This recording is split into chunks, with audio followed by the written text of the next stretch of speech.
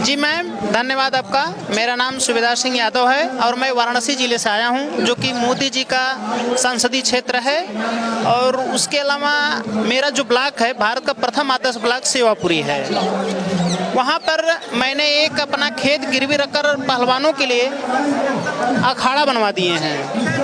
तो जब हम इतना त्याग किए हैं, अपना खेत जमीन गिरवी रखकर पहलवानों के लिए इतना आगे बढ़ाने के लिए सुविधा दे रहे हैं, और हमारे देश के एक ऐसे सांसद पड़े हुए हैं जो पहलवानों का शोषण करते हैं और उनको प्रधानमंत्री साहब ने बचाने का काम कर रहे हैं, इसलिए हम दुखी होकर आए हैं दिल्ली में। मतलब आपके मन में इतनी रिस्पेक्ट थी पहलवानों के लिए कि आपने खेत को गिरवी रख दिया, और यहाँ पहलवान धरने पर बैठे लेकिन सुनने वाला कोई नहीं। सुनने वाला कोई नहीं है, चूंकि आज 10 दिन हो गए, आप देख ही रही हैं। और सांसद जो है बृजभूषण जी, वो अपना बयान पे बयान दे ही रहे हैं। उन पे कोई लगाम नहीं है, न डर है देश का, न किसी का लज्जा है। सबसे पहले तो सर आपके मन में क्यों आया कि खेत को गिरवी रख दूं? कोई और जरिया आपके घर में खाने कमाने का? खाने कमाने का मतलब यही है कि खेती बाड़ी थी, भैया प्राइवेट नौकरी करते हैं। और दूसरी ये चीज़ है कि इतनी जज्बा है मैम ना, कि हम लोग मिट्टी से जुड़े हैं, देख नहीं सकते हैं अपने खिलाड़ियों के, तो इसलिए हमने गिरवी रखकर बढ़िया से वहाँ बना दिया। अब सुविधा है, कहाँ काफ़ी बच्चे आते हैं सीखने के लिए। आप तो उनकी सुविधा के लिए अखाड़े बनवा रहे हैं, लेकिन जब बेटियों की आंखों में आंसू देखते तब मन में क्या आता है? तभी तो दुख हुआ मैम कि प्रधानमंत्री साहब ने वादा किया था कि हम अच्छे दिन लाएंगे, लेकिन आंसुओं के दिन दिखला रहे हैं, वो भी हमारे खिलाड़ियों को, जिनके साथ खुद मोदी साहब ने फोटो खिंचवाया था, और वहीं रो रहे हैं। फिर वो पूछ नहीं रहे हैं कि क्या परेशानी है, क्यों ऐसा भी है कि ऐसा इतिहास में पहली बार हम लोग देख रहे हैं, प्रधानमंत्री भी सांसद के सामने लाचार और कमजोर पड़ गए। आपको क्यों लग रहा है कि प्रधानमंत्री चुप है, या उनकी पार्टी के सांसद है इसलिए वो कमजोर है? बाहुबली है बृजभूषण अपने को कहता है। अभी बयान दिया था कि एक इशारे पे पूरा दिल्ली घिर जाएगा जंतर मंतर में। मोदी साहब कहें तो मैं इस्तीफा दे दूं, ले तो वही बाहुबली है। चूंकि मोदी जानते हैं कि इसमें हम कमजोर हैं, इसलिए मोदी इस पे ठोक दिया। अब मोदी तब भी नहीं बोले हैं कि यार तुम ऐसा क्यों बोले, तुम हट जाओ। क्या मोदी जी बोलेंगे कि इस्तीफा दे दो? नहीं बोल रहे हैं। मोदी जी तो अपना रैली कर रहे हैं, अपने मस्त हैं, घूम रहे हैं। उनको क्या पता है कि दिल्ली में क्या रहे, कि हमारी बहन बेटियां क्या कर रही हैं। वो तो चुनाव लड़ रहे हैं, अच्छे अच्छे भोजन खा रहे हैं, एसी में घूम रहे हैं, जहाज में घूम रहे हैं। और हमने बनारस से ही उनको जिताया था, और अब हम लोग बताइए दर दर घूम रहे हैं अच्छे दिन के लिए। ये हालात है। हमने सब सह लिया, हमने नोटबंदी सह लिया, बेरोजगारी सह लिया, उनका सब मार सह लिया, लेकिन बहन बेटियों को शोषण कैसे सहेंगे आप ही बताइए। इसलिए हमको दुख हुआ। सरकार के लिए चुनाव जरूरी है, बेटियां जरूरी नहीं है, उनका मान सम्मान जरूरी नहीं है। जिसके पास शर्म नहीं है मैम ना, जिसके पास शर्म नहीं है, वो प्रधानमंत्री नहीं कुछ भी बन जाए, लेकिन वो करेगा गंदा ही काम, दूसरों को नहीं सुनेगा, अपनी मन की सुनाएगा जो उसके मन में आए, उल्टा सीधा, लेकिन दूसरे का नहीं सुनेगा। वोट तो हम लोगों ने दिए हैं ना, अब वो फायदा उठा रहे हैं। वो प्रधानमंत्री कहते हैं हम जो करेंगे वही सही है। हमारी बहन बिटिया दिखे कितना यहाँ पे कितना भीड़ है, कितने दिनों से हैं, और कितनी परेशानियों का सामना कर रही हैं। यहाँ बारिश में, गर्मी में, मच्छर में खाना पीना है कि नहीं, लेकिन अब पूछ रहे हैं मोदी। बताइए किस बृजभूषण कह देते हैं कि यहाँ पे राजनीति चल रही है। यहाँ पे कौन राजनीति कर रहा है भैया? कौन वोट दे रहा है या कौन चुनाव लड़ रहा है? राजनीति तो वो कर रहे हैं, बृजभूषण जी अपना जन्मदिन मना रहे हैं, वो सांसद से नहीं हट रहे हैं, उनकी गिरफ्तारी नहीं हो रही है, मोदी की छाया है। राजनीति यहाँ कौन कर रहा है? इससे राजनीति होती है? बगैर खाए पिए यहाँ पे लौटे, कोई कुछ भी कह दे वही मान लेंगे। वो तो खुद बंटवारा करते हैं कि हिंदू मुस्लिम लड़ो, और यहाँ बांटते हैं जाट लड़ो, हरियाणा लड़ो। ये तो हरियाणा के हैं तो जाट हैं, सब बांटना का उन्हीं के काम है, वही बांटते हैं, वही तरह का नियम लगाते हैं। अब तो ये इतने बड़े लेवल की है। अभी तक मैम FIR कितनी कहानी सोचिए कि जब हम लोगों को जब कोई समस्या होती है तो FIR करेगा कोई।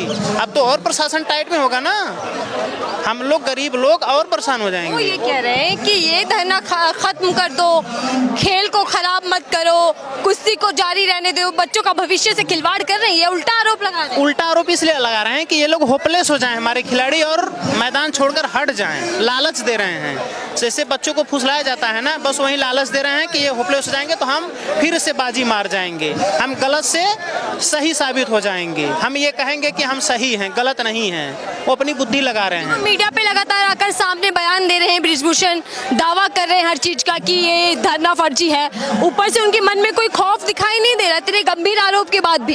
तो कमेटी बनाए, जांच कराएं, रिजल्ट दें, आ क्यों नहीं रहे हैं कि फर्जी है भाई? बताओ, वो तो प्रशासन में है, सरकार उनकी है, उनके पास पावर है, वो आए दिल्ली में मिले, बहन बेटी जिससे पहले मिले थे, फोटो खिंचवाए थे, अब क्यों नहीं आ रहे इनसे कि मैं फर्जी हूँ, मैं सही हूँ, मैं गलत नहीं हूँ? अब तो बताएं। तो दूर से कहने से, घर में से कहने से कोई मान लेगा?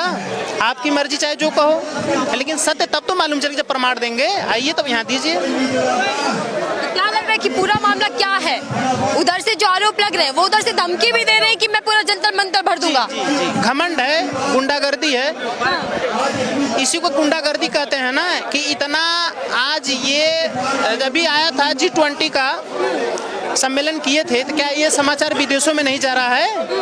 और उसके अलावा मोदी साहब ने एक बार भी नहीं किया कि ऐसा क्यों कह रहे हो, और कोई इन पे वो भी अपनी आवाज नहीं खोले, चुप्पी साधे हैं, मन से भी नहीं कहें कि बहन बेटियों से बात कर लें कि क्या। पीटी उषा जो खिलाड़ी रह चुकी है, खेल चुके हैं कई, उधर वो भी कहते हैं कि इनके इस धरने की वजह से देश का अपमान हो रहा है विदेशों में।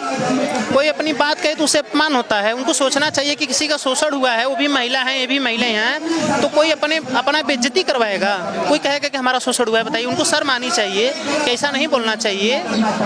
तो किसी के दबाव में नहीं करना चाहिए। आप महिला हैं, रह चुकी हैं, तो इसका मतलब आप बीजेपी के दबाव में या ब्रिजभूषण के दबाव में ऐसा न बयान दीजिए, कोई अपना दुख भी न कहें। ऐसे तो और अत्याचार बढ़ेगा, शोषण होगा, कोई मानवे नहीं करेगा। अब ये बताइए, अब किसी के साथ, खिलाड़ियों के साथ कोई अत्याचार हो, शोषण हो, मैम, आप भी महिला, कोई मानने के लिए तैयार होगा? कहेगा यार इतनी बड़ी बवाल थी, जांच होगा, ये होगा, तब मानेंगे नहीं, छोड़ो हटाओ।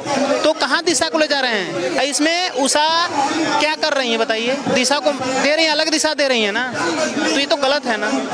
ऐसे भी सामने नहीं आ रही, सब लोग पे दबाव आ जाता है, कोई करियर के लोग परेशान रहता है, ये लोग और दबाव पड़ाएंगे मैम, चूंकि सत्ता में है ना, तो सत्ता में तो किसी भी पे दबाव डाल देंगे। तुम घर से बाहर निकले तो तुम्हारे पास CBI जरूर जाएगी, तुम्हारा करियर तब जाएगा, और तुम जाओगे जेल में। कईयों लोगों को देख लीजिए, अब लोकतंत्र कहाँ है? अब तो इनका मंत्र है, जो मंत्र। मोदी जी किस दबाव में है? वो तो बेटू की बात करते हैं, नारी शक्ति की बात करते हैं। मोदी जी अंडानी, अंबानी, उद्योगपतियों के दबाव में हैं, और वो कहते हैं हमारा जवाब अमित शाह देंगे, गृह मंत्री देंगे। गृह मंत्री मस्त रहते हैं अपने, ये तो विपक्ष को बोलने भी नहीं देते हैं। इनके खिलाफ कोई आवाज उठाए तो उसको सीधे जेल में भेज देते हैं। बताइए कौन क्या बोलेगा? अब लोकतंत्र कहाँ रहा कि हम अपनी आवाज कह दें, हमारी बात सुनी जाए।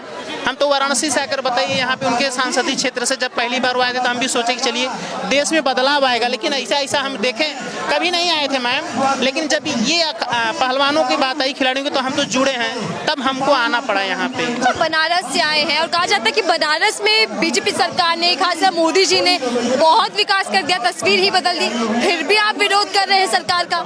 देखिए, जब भी कोई आएगा सरकार में तो पैसा कैसे खर्चा करेगा? कोई काम करेगा तभी ना पैसा खर्चा करेगा। लेकिन काम तो हर कोई करा है, जो भी आज तक सत्ता में काम कुछ न कुछ जरूर किया है। ऐसा नहीं कि सब लोग बैठे हैं कोई काम नहीं किया, तो ये भी किए हैं। लेकिन उसके अलावा क्या कर रहे हैं? बेरोजगार कर दिए हैं, GST लगा दिए, महंगाई आ गई है। हम लोग को पूछता है कोई? बताइए। और बहन बेटियों की ये हाल है, खिलाड़ियों का। और देश में आवाज उठाना बंद हो गया है, जो भी आवाज उठाएंगे चलो जेल में। ये सब नया नया कानून बना दिए हैं ना, तो अपने मनमानी तो कर ही रहे हैं। कहीं किसी का वो है लज्जा शर्म कि हमारा देश एक आध्यात्मिक देश कहा जाता है भारत को, तो कहाँ ये चल रहा है बताइए? कहाँ ये चल रहा है आध्यात्मिक देश? तो क्या लग रहा है यहाँ से लड़ाई अब कहाँ जाने वाली है? क्या इंसाफ मिलेगा? इंसाफ हम तो लेकर ही जाएंगे मैम, बहन बेटियों के साथ रहेंगे जब तक। यही रहने वाले हैं? जी, जब तक इंसाफ नहीं मिलेगा हम लोग नहीं जाएंगे, और इंसाफ तो देना पड़ेगा। अभी बहुत धन्यवाद हमसे बातचीत करने के लिए। व्यक्ति जो बनारस से चलकर आए हैं, अपने खेत को गिरवी रख चुके हैं, अखाड़ा खोला है, और ये कह रहे कि अखाड़े की लड़ाई है, पहलवान बेटियों की बात है, तो हमें अपना कर्तव्य समझकर, जिम्मेदारी समझकर इन बेटियों का साथ देने यहाँ पर आना पड़ा। लेकिन ये आग्रह भी करें कि सरकार इस पूरे मामले पर अपनी चुप्पी तोड़े, कुछ बयान दे, इन बेटियों के साथ आकर खड़ी हो, ये अपील यहाँ से ये व्यक्ति कर रहे थे। तो फिलहाल के लिए दीजिए जाए, हम आपको दिखा दें कि किस तरीके से धरना जारी है, और लगातार हम आपको इस पूरे धरने की अपडेट देते रहेंगे। फिलहाल के लिए दीजिए जाए।